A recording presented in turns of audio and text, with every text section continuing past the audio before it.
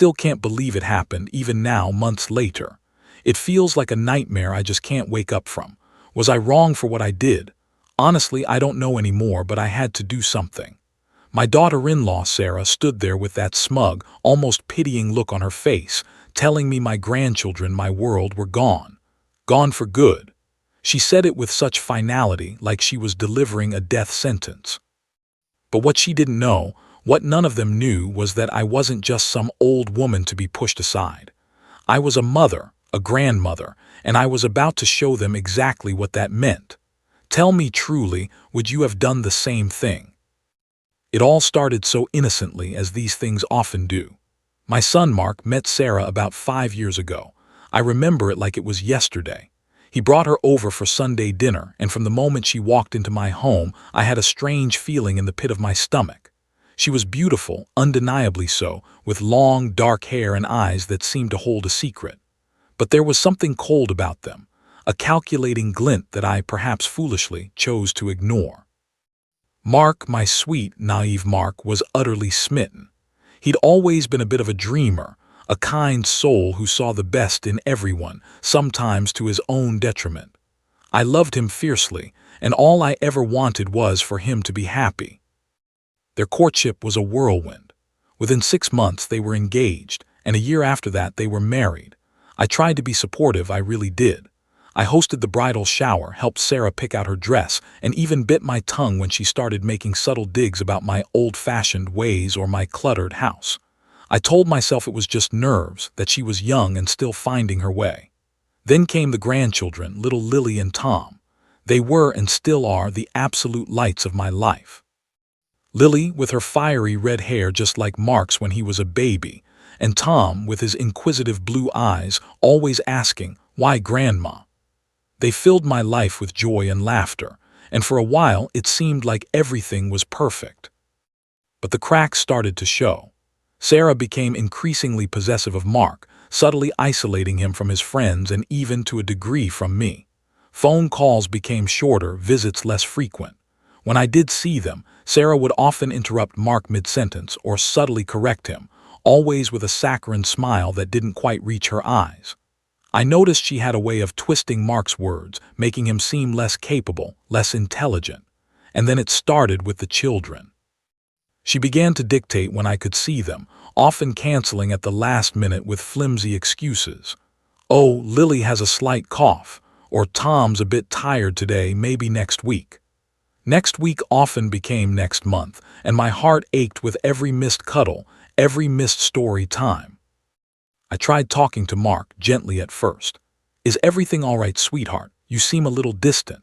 He would always brush it off, saying I was imagining things, that Sarah was just busy, a devoted mother. I saw the fear in his eyes, though, a flicker of something that told me he wasn't as happy as he pretended to be. My son, my strong, independent boy, was slowly becoming a shadow of himself, bending to Sarah's will. It was heartbreaking to watch. I even tried to have a heart-to-heart with Sarah. I invited her for lunch, just the two of us, hoping to bridge the growing chasm between us.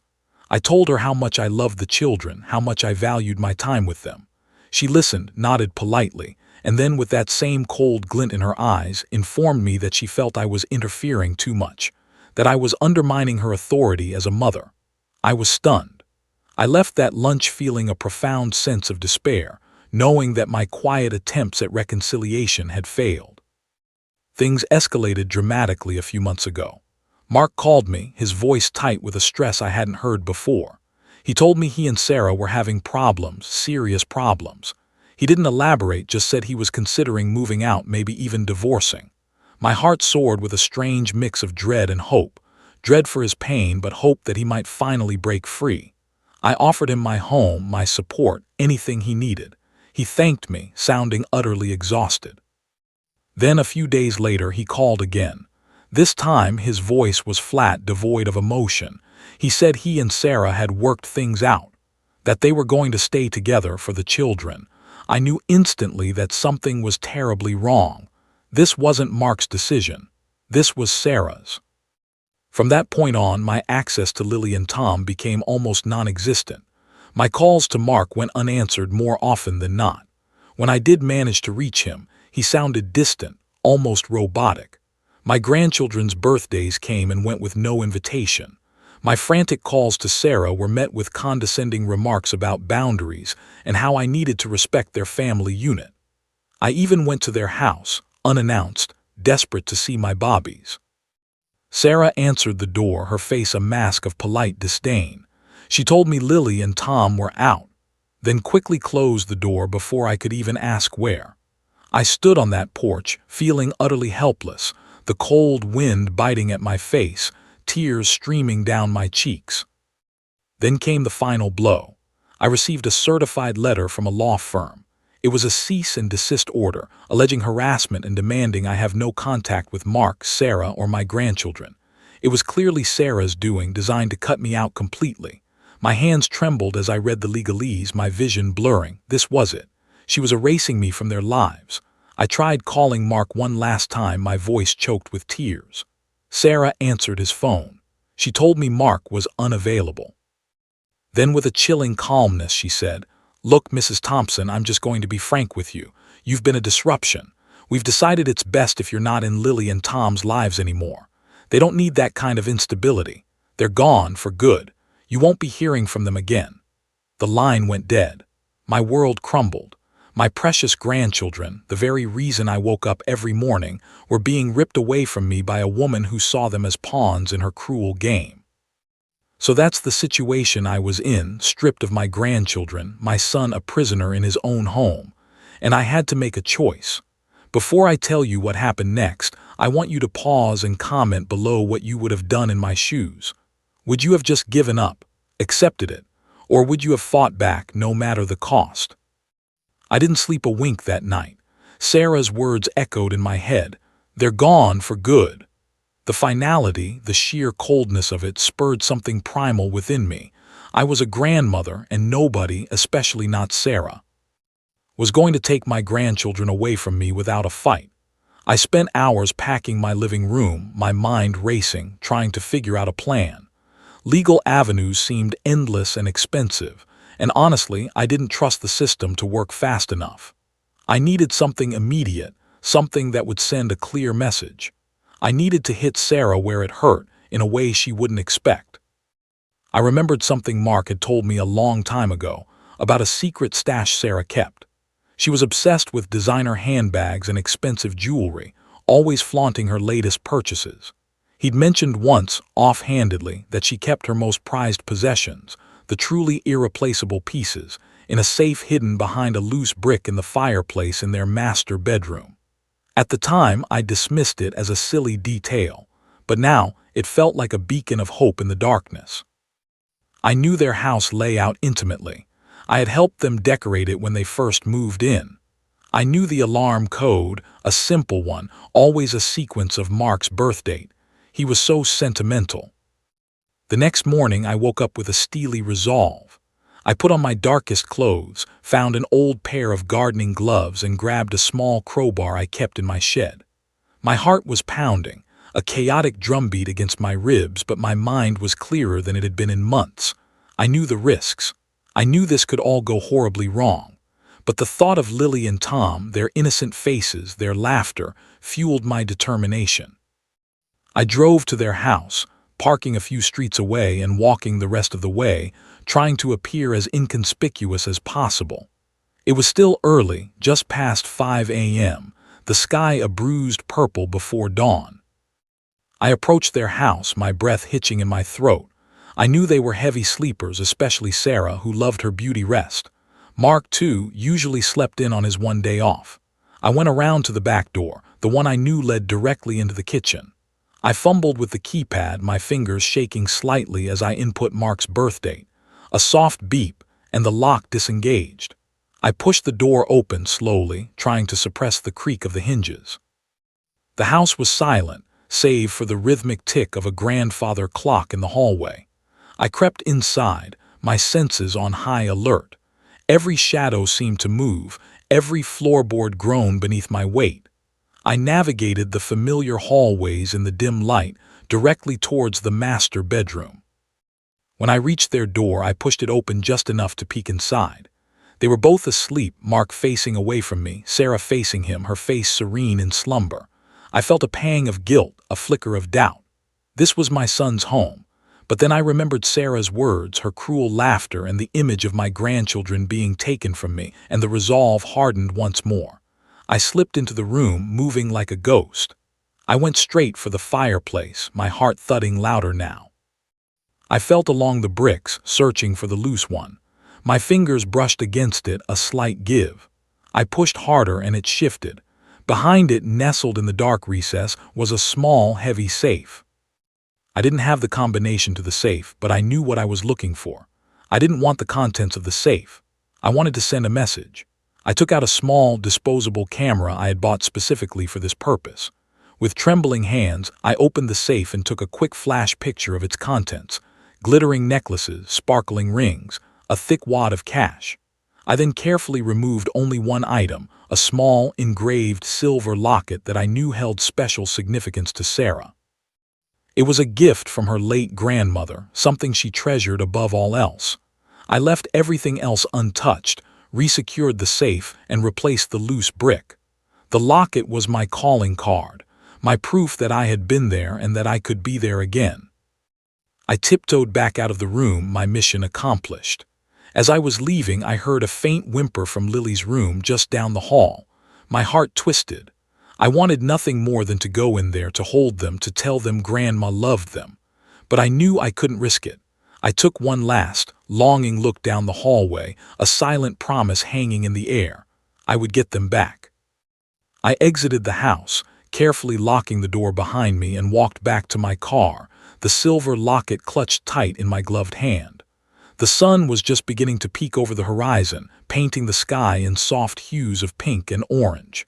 As I drove away, I felt a strange mix of exhilaration and terror. I had crossed a line, a big one, but I believed it was the only way. I returned home, my adrenaline still coursing through my veins. I changed my clothes, showered, and tried to calm my racing heart. I put the locket in a small velvet pouch and tucked it away in my own safe place.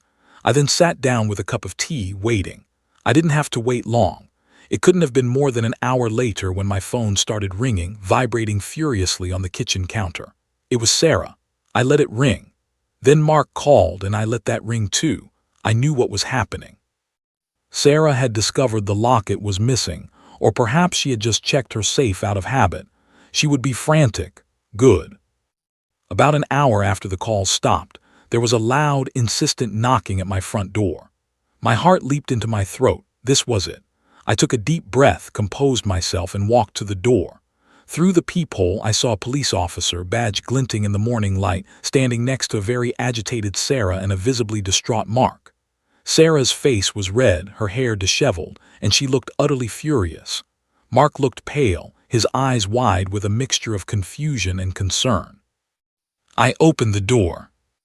"Mrs. Thompson," the officer began, his voice firm, "we're investigating a possible break-in at your son and daughter-in-law's residence. They've reported a theft. Do you know anything about this?" I looked directly at Sarah, meeting her furious gaze with a calm, almost serene expression. "A break-in at Mark and Sarah's? Oh dear, that's terrible. I haven't left my house all morning, officer. I was just having my morning tea." I paused, letting my words hang in the air. "Is everything all right, Sarah? You look quite distressed." Sarah practically exploded. "Don't you dare play innocent, you old hag. You were there, you took it. I know it was you." She was practically spitting fire. The officer held up a hand to calm her. "Ma'am, please, let's keep this civil." He turned back to me. "Mrs. Thompson, Ms. Reynolds here is alleging you were responsible for the theft of an item from her home. Do you have any comment on that?" I maintained my composure. "Officer, I have no idea what Sarah is talking about. I haven't been to their house in months. And why would I steal anything from my son's home?" I looked at Mark, who was still silent, his eyes darting between me and Sarah. "Mark, what is going on here?" Mark finally spoke, his voice hoarse. "Mom, Sarah's locket is gone. She says it was taken from the safe in our bedroom, and she thinks you did it." I sighed a long, weary sigh, as if I was deeply hurt by the accusation. "Mark, how could you even think that of me? Your own mother, after everything I've done for you."